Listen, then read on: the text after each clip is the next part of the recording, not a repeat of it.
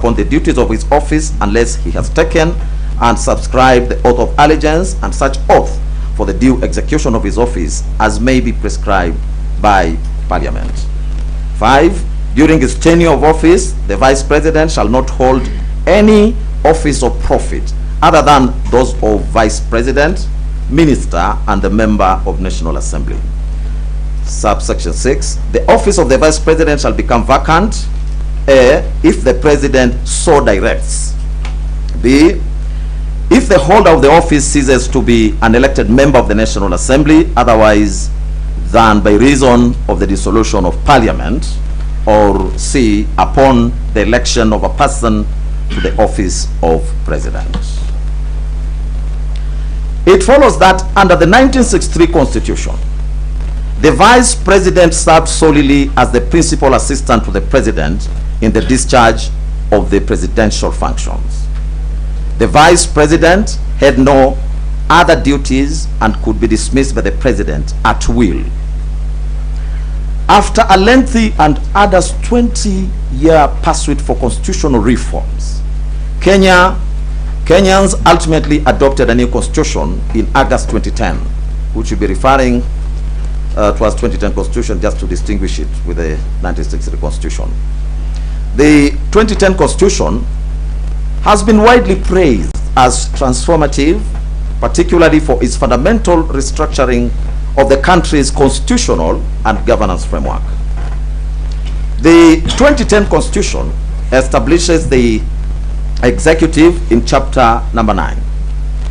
Article 131 outlines the authority of the President, while Article 132 details the functions of the President. Article 147 provides for the functions of the Deputy President as follows.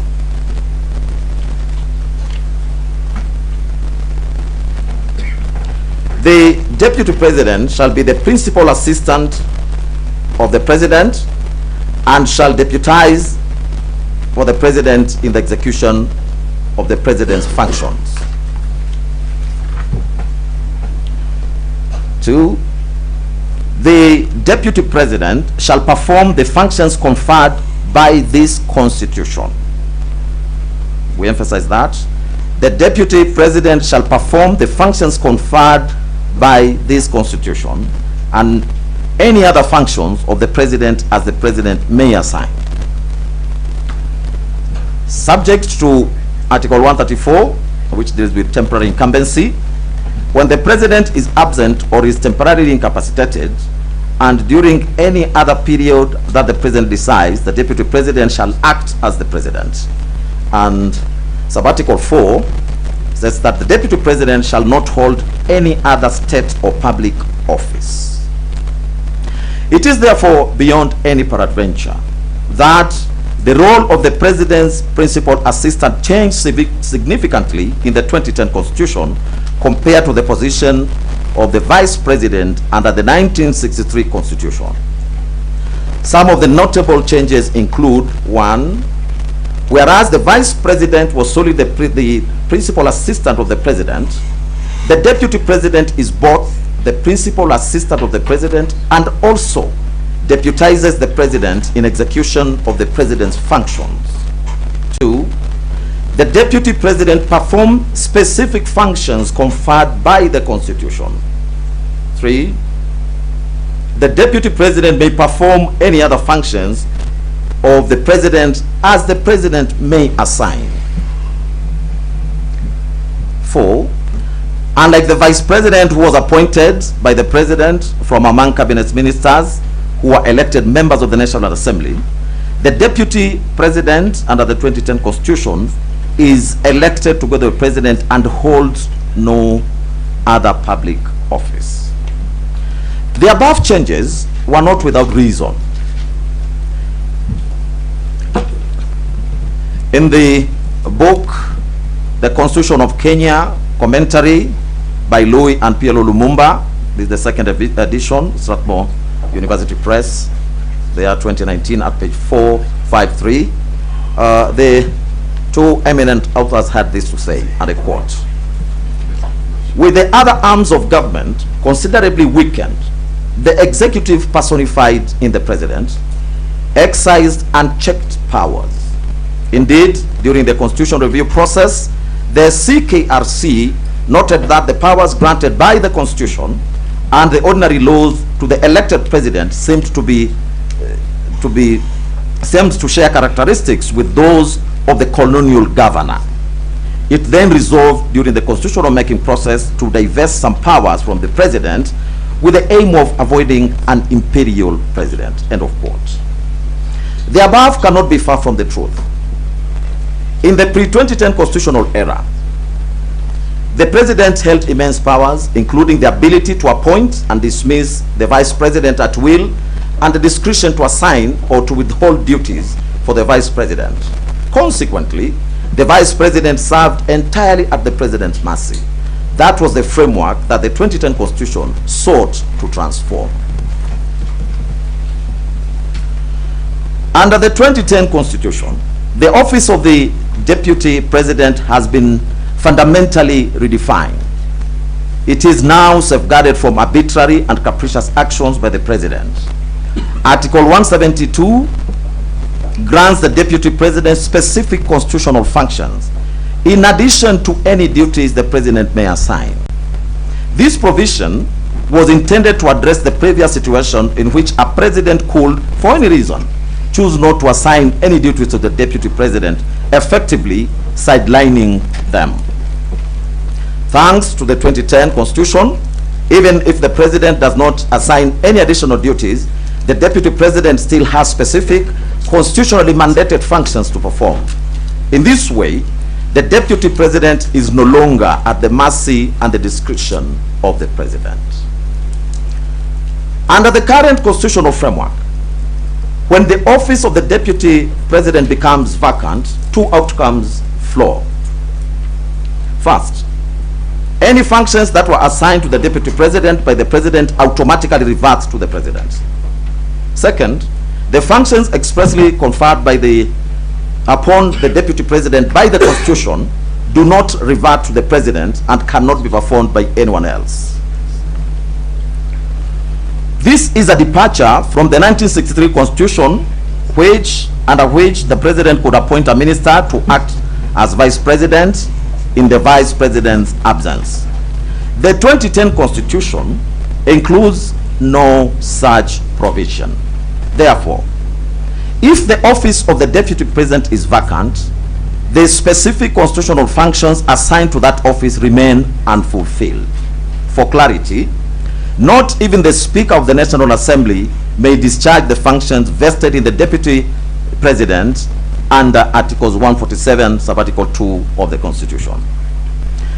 In light of the above, we are convinced and hereby find that the current constitutional framework does not envision any scenario in which the office of the deputy president will remain vacant, except during the brief period required to fill such a vacancy. Another equally important provision that adds credence to the above position, that the office of the deputy president cannot be left vacant, is Article 146(3) of the 2010 Constitution. However, before we interrogate the said provision, suffice to note that Article 150, Subarticle 2 of the Constitution, which is on the removal of the deputy president, has it that the provisions of Articles 144 and 145 relating to the removal of the president shall apply with the necessary modifications to the removal of the deputy president. Returning back to Article 146, which article deals with the vacancy in the office of the president. Sub-articles 1, 2, and 3 of that article provides that follows. These ones I'll read. Sub-article 1, the office of president, read deputy president, shall become vacant if the holder of the office A, dies, B, resigns in writing addressed to the Speaker of the National Assembly, or otherwise ceases to hold office under Article 144, which deals with removal of president on grounds of incapacity, or Article 145, which deals with removal of president by impeachment, or under any other provision of the Constitution. Sub-article 2, when a vacancy occurs in the office of president or deputy, 1, the deputy president shall assume office as a president for the remainder of the term. 2, if the office of the deputy president is vacant or the deputy president is unable to assume the office of president, the Speaker of the National Assembly shall act as president, and an election to the office of president shall be held within 60 days after the vacancy arose in the office of president. Subarticle 3, a person who assumes the office of president under clause 2A or following an election required by clause 2B shall, unless otherwise removed from office under this constitution, hold office until a newly elected president is sworn in following the next regularly scheduled election under Article 136, Subarticle 2A. End of Subarticle 3. Therefore, to us, a holistic reading of Article 146 alongside Article 152 of the 2010 Constitution, and in relation to the filling of a vacancy in the office of the Deputy President in this matter, yields the meaning that the person who assumes the office after the impeachment of the Deputy President shall, unless otherwise lawfully removed from this office, hold that office until further orders of this court or until the current term of the President ends, whichever comes first. The foregoing demonstrates that the structure of the Constitution, which reflects the popular will of Kenyan citizens, envisions a scenario in which the office of the Deputy President will always be filled except during the brief period of required to fill the vacancy as already stated above. Based on the foregoing, we now turn to the nature of the conservatory orders in this matter. It is widely accepted that the purpose of conservatory orders is to preserve the status quo pending further orders of this court. The Supreme Court in Gatirao Peter Munywa and Dixon Mwenda Githinji and 2 others said as much. In this case, maintaining the status quo would mean, 1, that the first petitioner remains impeached under Article 145, Subarticle 7, which affirms the finality of the impeachment process with the following provision. I quote, if at least 2/3 of all members of Senate vote to uphold an impeachment charge, the Deputy President shall cease to hold office. End of quote. 2, additionally, the prevailing status quo will mean that the Deputy President nominee, Professor Abraham Kithure Kindiki, does not assume office. With such an approach, while such an approach may seem fair, reasonable, and balanced, and one which this court would ordinarily be inclined to adopt, the unique nature of the Deputy President role under the 2010 Constitution suggests a different course. Allowing these orders to stand will leave the office of the Deputy President vacant. The problem, however, is that no other person is authorized to carry out the constitutional functions specifically assigned to the Deputy President under Article 147, Subarticle 2, once those assigned by the President revert to the President in the absence of an office holder. The result would be a de facto suspension of Article 147(2) of the Constitution, an outcome that no court should knowingly permit. For clarity, this court firmly holds that no court should issue orders that have the effect of suspending the operation of any provision of the Constitution, such an outcome is clearly not envisioned by the document itself. The Constitution was not handed to Kenyans on a silver platter. No, it was achieved through great struggle and sacrifice. Therefore, it is the duty of the court to uphold its provisions as intended by the framers and as demanded by the people of Kenya. Furthermore, Article 259 of the Constitution mandates that the document must be interpreted as always speaking. This means the Constitution is a living document designed to address contemporary challenges and to be applied consistently and continuously without interruption. Suspending any provision of the Constitution, even temporarily, would undermine this principle by creating gaps in its operation and disrupting the intended balance of governance. The Constitution is structured to ensure that all its provisions are effective and operative at all times. If any provision, such as Article 147, Sub-Article 2, is rendered dormant by a judicial order, it risks setting a precedent where parts of the Constitution could be selectively switched off, effectively weakening the Constitution's authority and the protections it affords. Additionally, we are mindful that courts are guided by the principle of constitutional supremacy, which requires that all judicial decisions align with the Constitution's objective and upholds its integrity. Issuing an order that suspends a constitutional provision would directly contravene this principle, effectively placing judicial discretion above the supreme law of the land. This will be inconsistent with the spirit of judicial restraint and the court's role as a protector and not a modifier of the Constitution. For these reasons, we take the position that the Constitution must remain fully operational at all times, and no court order should have the effect of rendering any part of it inoperative or dormant. The court's responsibility is to interpret and apply the Constitution as a cohesive functional document that serves the people's enduring will and protects the structure of governance as established. Drawing from the above, we hereby find and hold that public interest in this matter favors giving way to the Constitution, which in any event is the will of the people.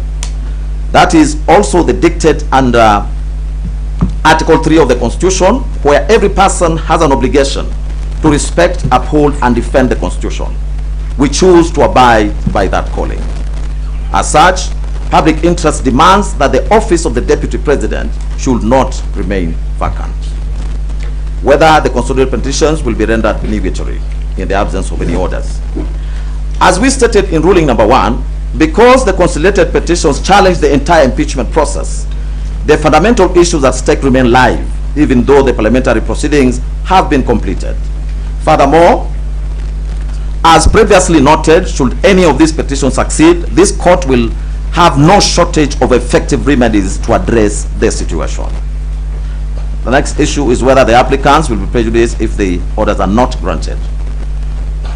Regarding whether the applicants will suffer any harm if the conservatory orders are not granted, we find that no individual can suffer loss or damage when the Constitution is permitted to operate as intended. Allowing the constitutional process to unfold does not in itself result in detriment, as it upholds the rule of law and respects the framework agreed upon the people. The applicants also urge the court to grant the conservatory orders, expressing concern that the respondents have a history of disobeying court orders, and that once the office of the Deputy President is filled, it will be impossible to remove the appointee even if the petitions were successful. However, this court takes the view that it cannot operate under the assumption that its orders will be disregarded. This country has legal mechanisms to address any acts of disobedience of court orders.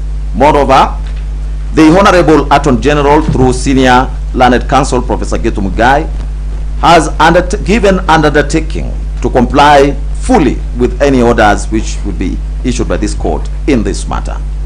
As such, we find that the applicants do not stand to suffer any prejudice in the event the conservatory orders are not granted. Disposition. As we conclude, we reiterate that this matter holds significant public interest and we remain committed to an expeditious examination of the petitions.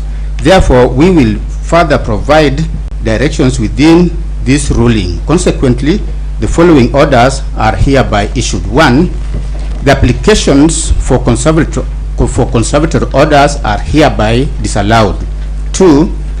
The conservatory orders issued on 18th of October 2024 in Keregoya High Court E015/2024 are hereby discharged and or set aside. Costs of these applications shall be in course. We grant leave for appeal, typed proceedings and certified copies of this ruling to be availed to parties at cost or as it may be. We will mention this matter on 7th of November 2024 at 2 p.m. in the open court. This ruling shall forthwith be uploaded in the court tracking system. That is the ruling of the court. Most obliged, my lord, and I have an Much obliged, my lord. We want to take this opportunity to thank your lordships for the time that you have taken and the judiciousness with which you have expedited the applications. And I also want to thank my colleagues from the respondent side and from the applicant side for the maturity with which this matter has been handled. We are most grateful, my lord. Thank you. My lord, my name is Ochiel Dudley for the Deputy President, and I wish to make an application. The application I wish to make is called the Madhu Pepper Injunction. Madhu Pepper International, quite a famous case. In the common law, it's called the Erinford Injunction. My lord, the Madhu Pepper Injunction operates on quite a simple premise, the premise of human fallibility. In the case of Erinford, where that injunction originates, Justice Megari, after dismissing an application for injunction like you have now, found still that there could be the slightest chance that he was wrong. Here, there could be the slightest chance that you are wrong. Last week, this court gave the Deputy President leave to appeal. We thank the court for that generosity. The Deputy President has appealed. He also has pending before the Court of Appeal an application for stay of these proceedings, and that application comes up on the 6th of November 2024. My lord, operating on the premise of human fallibility, the foundation of the Erinford or Madhu Pepper injunction, we request you to recognize that you could be wrong. And if you're wrong, then the pending proceedings before the Court of Appeal would be rendered nugatory. To avoid that possibility, the possibility that the Deputy President's right to appeal, which you recognized and affirmed and upheld by giving him leave to appeal even where he needed none, we ask you to issue a Madhu Pepper injunction. We do not seek an indefinite injunction. We seek an injunction until 6th of November 2024, when we are next before the Court of Appeal. Thank you, my lord. My lord, we also have a moment to buy the cherry. The Black Bull, okay. Yeah. My lords, I want to associate myself with the submissions made by my learned friend, and also state that I have listened keenly to the ruling that has been delivered by this honorable court. While we largely disagree with it and we have a right of appeal, your lordship, it is imperative for us to know or to assess how that office of the Deputy President will be filled. This court has affirmed its commitment to observe the rule of law and protect the Constitution as decreed under Article 3 of the Constitution. It follows, therefore, your lordship, my ladies, that the filling of that vacancy must flow or must follow the Constitution.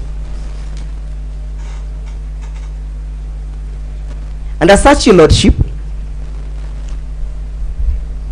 and as much as I have not heard the court address that very pertinent issue, it is my submission, your lordship, that I rise under Rule 23,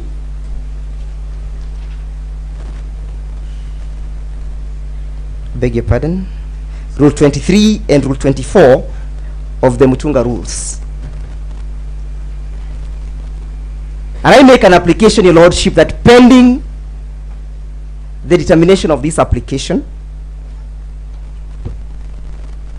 done under Rule 24, thus this Honorable Court does issue conservatory orders suspending the swearing in of Professor Kindiki on the following grounds. Your Lordship, Article 10 of this Constitution, of the Constitution, bids this Honorable Court to observe the rule of law. It further calls upon this Honorable Court to commit itself to ensure that there is good governance, there is accountability and transparency in the manner in which matters are done or functions are executed. My Lord, with your kind permission, it's an application. Mr. Jero has referred to an application for which he's seeking some orders pending, but we haven't seen any application in that regard.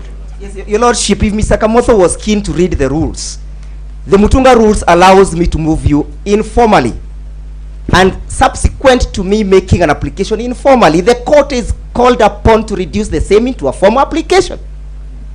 And that, Your Lordship, I want to draw his attention to Rule 24, Sub-Rule 1. An application under Rule 23 may be made by way of notice of motion or by an informal document. Your Lordship, permit me to proceed with the grounds of my application. It is clear, Lordship, that the court... My Lord, if I may, I respect my learned friends. My Lord, I respect...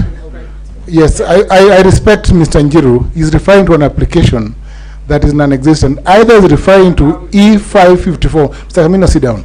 E554 of 2024, which is before the Court of Appeal, if you are referring to that application. But my Lord, if my learned friend is referring to the exercise of this court of epistolary jurisdiction, then he should say so. But he cannot refer to the exercise of that jurisdiction, my Lord, when this court is functus officio. You have rendered yourself on the question of the application.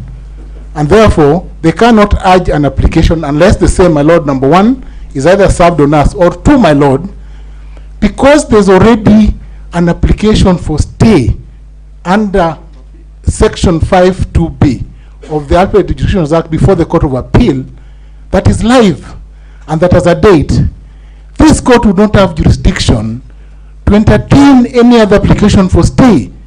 They tried making an application before the Court of Appeal this morning using the same issues, my Lord, and the Court of Appeal rejected the application. They are told to serve everyone else.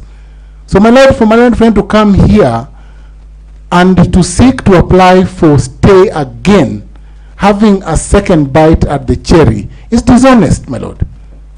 It's dishonest. They are before the Court of Appeal. So, may I suggest, Professor Gender, that could be your response to the application which will be made by Ndegwa? Yes, if there's an application, yes. Thank you, Your Lordship. Your Lordship, permit me to move on with my application, and I urge Professor Ogenda to have a look at the rules that I have just referred to. That, Your Lordship, you be kind enough to interrogate the circumstances under which that office shall be filled. Your Lordship, it is on record, and I invite the court to take judicial notice, that there is a clear non-existence of a crucial state organ that is supposed to oversee the processes of filling of that office in the name of the Independent Electoral and Boundary Commission. Your Lordship, the Independent and Boundary Commission is created under Article 88 of the Constitution, and the functions are created therein. One of the functions, my lady, is to maintain a voters register, is to register voters. Under Article 99, Your Lordship, of the Constitution, as read together with Article 137, creates the qualifications